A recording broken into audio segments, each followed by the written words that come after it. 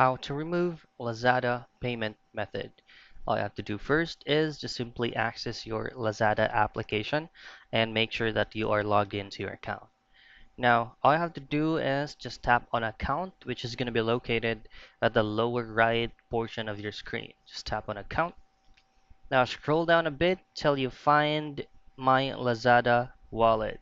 Just simply tap on my Lazada wallet and you will be seeing multiple options right here like transaction history, payment options, loans, Laz for good, Lazada card, and so on and so forth.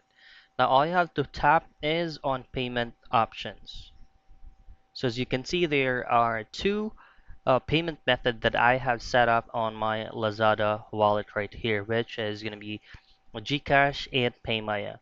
Now you will be able to remove either of these payment methods right here if you have successfully linked those payment methods.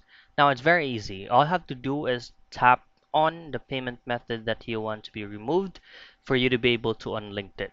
Once you tap on that, just simply delete payment method or unlink payment method. So that's it. That's how you remove payment method on Lazada.